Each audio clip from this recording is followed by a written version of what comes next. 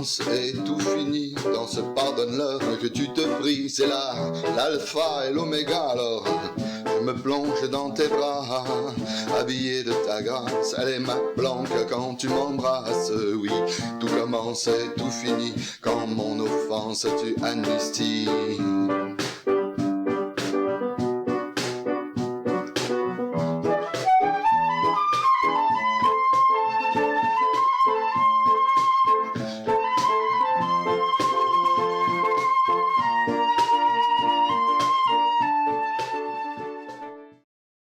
Bonjour à tous. La grâce et la paix de la part de Dieu, notre Père, son Fils Jésus-Christ et sa parole, et son Esprit qui nous habite. Bienvenue. Nous allons parcourir un psaume, le psaume 63. Mais auparavant, je vous explique le geste qui est là. Il s'agit de la coupe. Je l'ai expliqué rapidement il y a 2 semaines. La coupe renversée dans l'assiette. C'est le geste que nous proposait de faire l'abbé Couturier dans les années 50 pour dire l'absence de communion entre catholiques et protestants. Et nous allons la dire aujourd'hui. Et je me souviens d'un culte où une fois on faisait une célébration dans une église catholique à Chambéry. Et on avait fait ce geste et par 3 fois quelqu'un est descendu pour aller remettre la coupe droite. Et heureusement le prêtre, parce que c'était chez lui, est retourné la robe couchée dans l'assiette. Parce que cette communion que nous vivons pas, elle nous manque. Mais en même temps, on va pas faire... Je crois que Jésus a bien prévu les choses. Il a pris du pain et du vin parce qu'il savait que c'est les seuls trucs qu'on n'arriverait pas à numériser et à passer par Internet.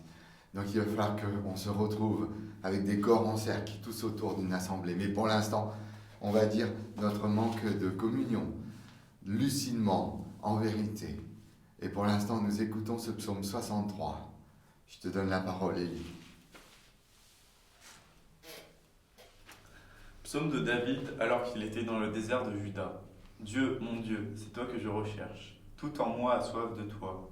Mon corps soupire après toi, dans cette terre aride et épuisée, sans la moindre goutte d'eau. Je te regarde alors dans le sanctuaire et vois ta force et ta gloire. Oui, ta fidélité est si bonne, plus encore que la vie. Mes lèvres te célèbrent. Je finirai ainsi toute ma vie et lèverai mes mains en ton nom. Je serai tout entier rassasié de mets savoureux et gras, et mes lèvres exulteront dans un chant de louange. Je babille en toi, sur mon lit, durant les veilles de la nuit, lorsque je me souviens de toi, car tu es mon secours, et je crie de joie à l'ombre de tes ailes.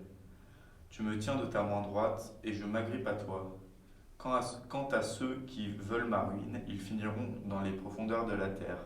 Ils seront passés au fil de l'épée, et les morceaux termineront au menu des chacals. Le roi se réjouira alors en Dieu, et quiconque prêtera serment par lui pourra être fier, car la bouche des menteurs sera fermée.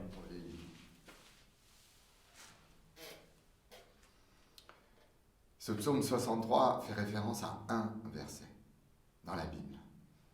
Un verset qui se trouve au chapitre 23 du premier livre de Samuel, au verset 14, qui nous dit que il était dans le désert de Ziph. Ziph, c'est dans le territoire de Juda. Et là, au sud du territoire de Juda, il se planque parce que Saül lui court après pour le tuer. Et la Bible nous dit, Dieu ne le lui livra pas. Et voilà, David planqué dans le désert, a crevé de soif. Et notre psalmiste, je vous ai dit qu'il était un peu... Il est chanteur, c'est un homme qui prie, c'est un liturge qui nous donne toute la liturgie des cultes. C'est plein de choses, mais sachez aussi qu'il est un peu ménestrel et troubadour, et il prend ce verset, il va en faire toute une chanson, juste à partir d'une histoire de David qui se planque en plein soleil dans le désert, alors que Saül en veut à sa vie. Dieu, mon Dieu, c'est toi que je recherche. Tout en toi a soif, tout en moi a soif de toi. Mon corps soupire après toi, dans cette terre aride et épuisée. Vous sentez que la terre aride et épuisée autour de lui est à l'image de ce qu'il est en train de vivre. Il est complètement aride et épuisé, dans tous les sens du terme.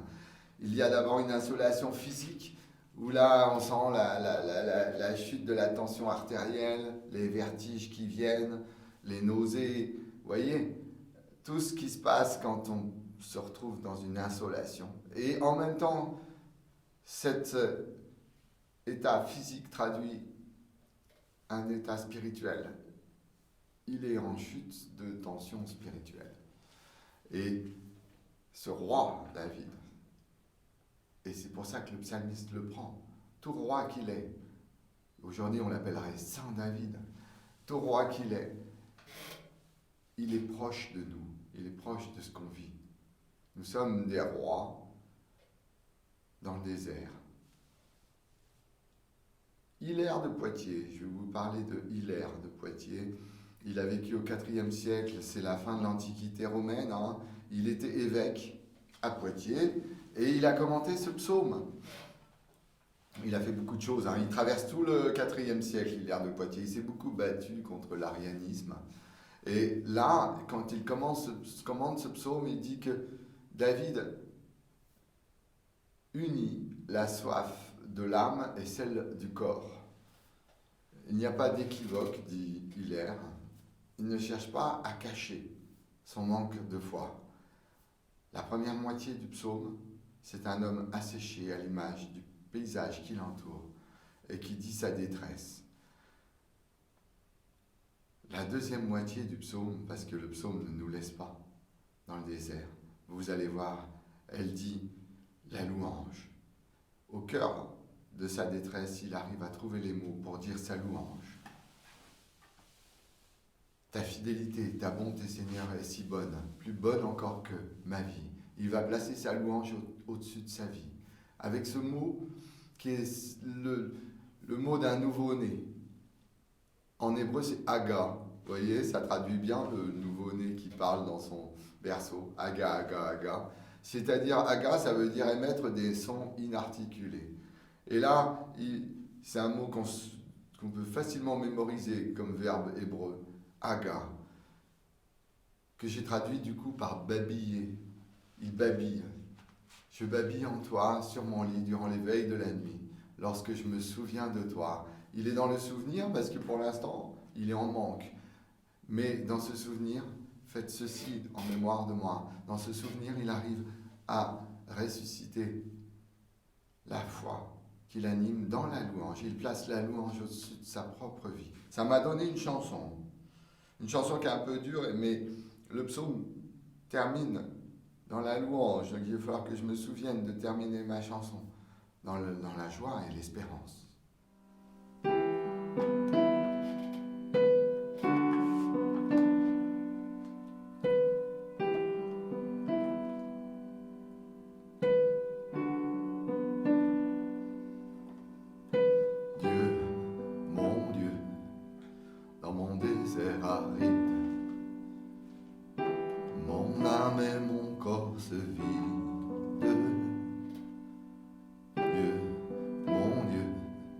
J'ai tant soif de foi, élève les yeux vers toi,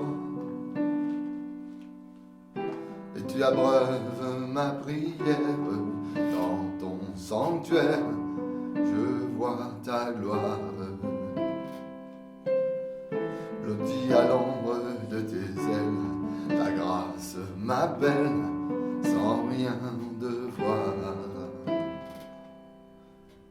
Et je lève les mains vers toi, Père, et respire et babille en toi. Car ta bonté vaut plus encore que la vie.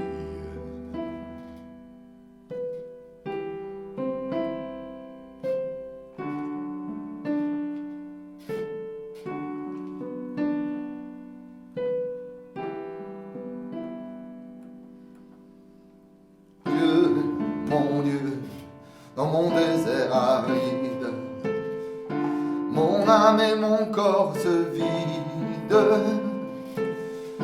Dieu, mon Dieu, j'ai tant soif de foi. Élève les yeux vers toi. Et tu abreuves ma prière dans ton sanctuaire. Je vois ta gloire. Blotti à l'ombre de tes ailes, ta grâce m'appelle sans rien devoir.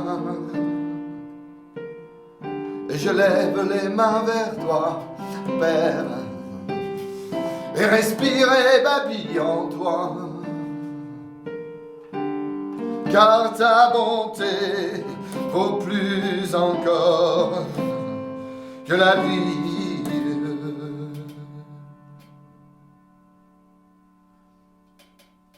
Luther disait, la foi, c'est ce qui fait de toi un poussin et du Christ une poule, afin que tu places ta confiance sous ses ailes.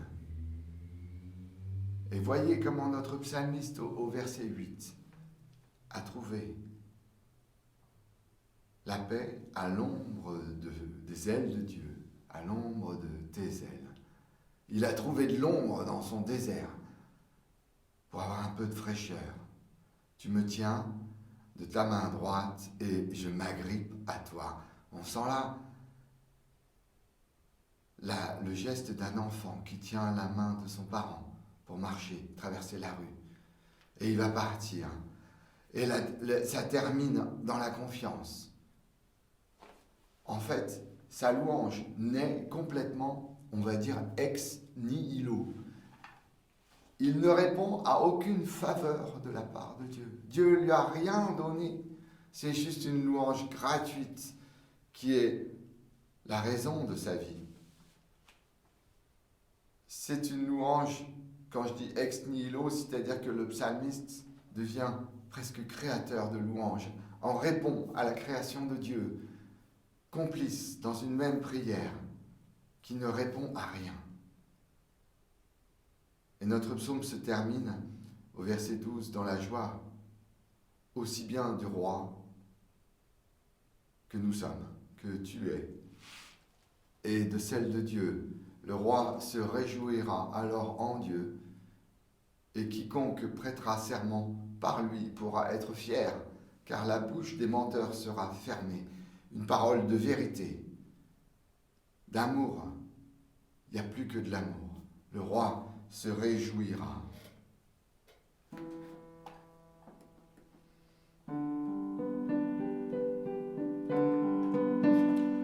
Le roi dans sa splendeur, vêtu de majesté, la terre se réjouit, la terre se réjouit. Il est paré d'éclat, le désert et la nuit essayent de fuir au son de sa voix, au son de sa voix. Ô Dieu, tu es grand et nous chantons, ô Dieu, tu es grand et tous verront, ô Dieu, combien tu es grand.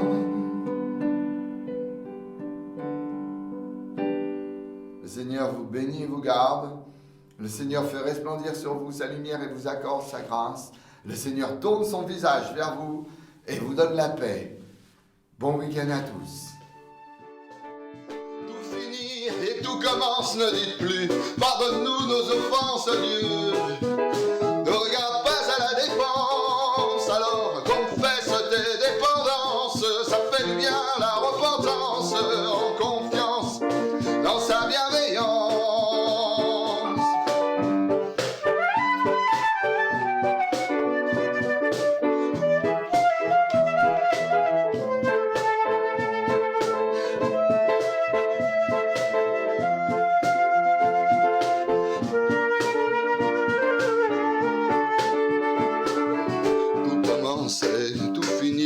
Pardonne-leur de Jésus-Christ, il sera tes yeux, même s'il pleure la beauté de ta vie. dans une complice reconnaissance.